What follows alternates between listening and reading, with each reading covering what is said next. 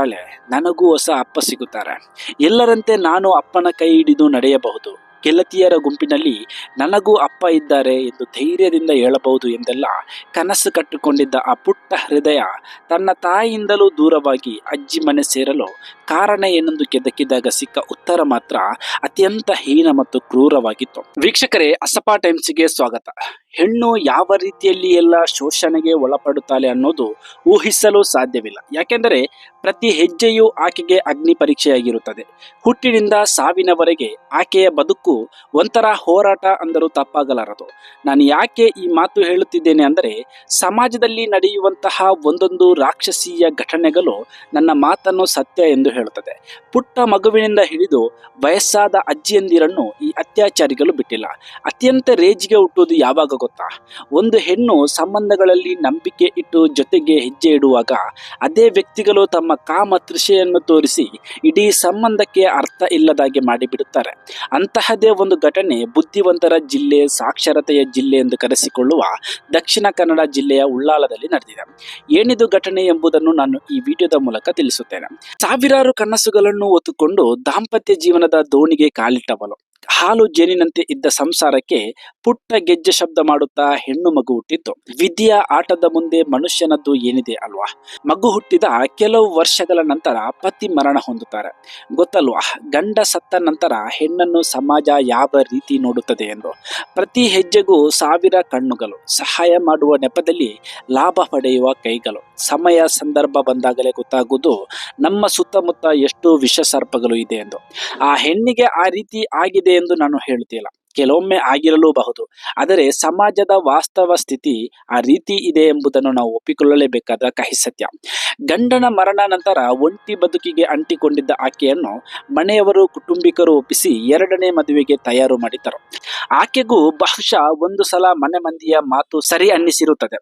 ಧೂರ್ತ ಸಮಾಜದಲ್ಲಿ ಒಂದು ಹೆಣ್ಣು ಮಗುವನ್ನು ಹಿಡಿದು ಒಬ್ಬಂಟಿಯಾಗಿ ಹೋರಾಟ ನಡೆಸುವುದು ಅಷ್ಟು ಸುಲಭದ ಮಾತಲ್ಲ. ದೂರದಿಂದ ನೋಡುವವರಿಗೆ ಬಹುಶಃ ಸುಲಭವಾಗಿ ಜಡ್ಜ್ ಮಾಡಬಹುದು, ಆದರೆ ಆ ಪರಿಸ್ಥಿತಿಯನ್ನು ಅನುಭವಿಸಿದವರಿಗೆ ಮಾತ್ರ ಸತ್ಯ ಗೊತ್ತಿರುತ್ತದೆ. ಮುದುಡಿದ ಕನಸುಗಳು ಮತ್ತೆ ಮೆಲ್ಲನೆ ಚಿಗುರತೊಡಗಿತ್ತು. ಈ ಸಲ ಕೇವಲ ತನಗಾಗಿ ಮಾತ್ರ ಅಲ್ಲ, ತನ್ನ ಮಗಳಿಗಾಗಿ. ಆಕೆ ಇನ್ನೊಬ್ಬರ ಮುಂದೆ ಕೊರಳೊಡ್ಡಿದಳು. ತನಗೆ ಜೀವನ ಸಂಗಾತಿ ಸಿಕ್ಕ ಖುಷಿ ಒಂದೆಡೆಯಾದರೆ, ಮಗುವಿಗೆ ಅಪ್ಪ ಸಿಕ್ಕಿದ ನೆಮ್ಮದಿ ಇನ್ನೊಂದು ಕಡೆಗಿತ್ತು.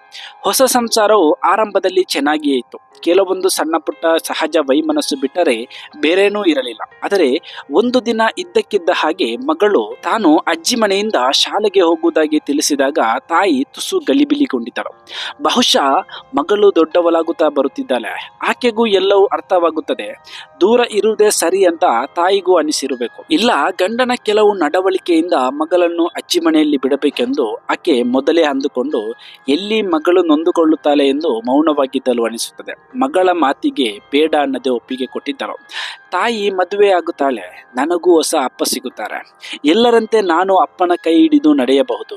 ಗೆಳತಿಯರ ಗುಂಪಿನಲ್ಲಿ ನನಗೂ ಅಪ್ಪ ಇದ್ದಾರೆ ಎಂದು ಧೈರ್ಯದಿಂದ ಹೇಳಬಹುದು ಎಂದೆಲ್ಲ ಕನಸು ಕಟ್ಟಿಕೊಂಡಿದ್ದ ಆ ಪುಟ್ಟ ಹೃದಯ ತನ್ನ ತಾಯಿಯಿಂದಲೂ ದೂರವಾಗಿ ಅಜ್ಜಿ ಮನೆ ಸೇರಲು ಕಾರಣ ಏನೆಂದು ಕೆದಕಿದಾಗ ಸಿಕ್ಕ ಉತ್ತರ ಮಾತ್ರ ಅತ್ಯಂತ ಹೀನ ಮತ್ತು ಕ್ರೂರವಾಗಿತ್ತು. ಮರುಮದುವೆಯ ನಂತರ ತಾಯಿ, ಮಗಳು ಮತ್ತು ಗಂಡ ಕುಂಪಳದ ಬಾಡಿಗೆ ಮನೆ ಒಂದರಲ್ಲಿ ವಾಸವಾಗಿದ್ದರು. ತಾಯಿ, ಮಗಳು ಒಂದೇ ಕೋಣೆಯಲ್ಲಿ ಮಲಗುತ್ತಿದ್ದರು. ಒಂದು ದಿನ ತಡರಾತ್ರಿ ಕಾಮುಕ ಮಲತಂದೆ ಅಮೀರ್ ಹೆಂಡತಿಯ ಪಕ್ಕ ಮಲಗಿದ್ದ ಮಗಳ ಮೇಲೆ ಅತ್ಯಾಚಾರ ಎಸಗಿ ಬೊಬ್ಬೆ ಇಡಲು ಪ್ರಯತ್ನಿಸಿದ್ದ ಆಕೆಯ ಬಾಯಿ ಮೇಲೆ ತಲೆದಿಂಬು ಇಟ್ಟು ಬಾಯಿ ಮುಚ್ಚಿಸಿದ್ದ. ಇದರಿಂದ ಜರ್ಜರಿತಗೊಂಡಿದ್ದ ಮಗಳು ತಾಯಿ ಜೊತೆ ಹೇಳಲಾಗದೆ ಚಡಪಡಿಸಿ ಅಜ್ಜಿ ಮನೆಗೆ ವಾಸ್ತವ್ಯ ಬದಲಿಸಿದಳು. ಅದ್ಯಾಗೋ ಅವತ್ತು ಧೈರ್ಯ ಮಾಡಿಕೊಂಡು ತನ್ನ ತಾಯಿಯನ್ನು ನೋಡಲು ಬಂದ ಮಗಳು ಮಲತಂದೆಯ ರಾಕ್ಷಸ ಮುಖವನ್ನು ತಾಯಿಗೆ ತಿಳಿಸಿದಳು. ಅಜ್ಜಿ ಮನೆಯಲ್ಲಿಯೂ ಈ ವಿಚಾರವನ್ನು ಹೇಳಿದಳು.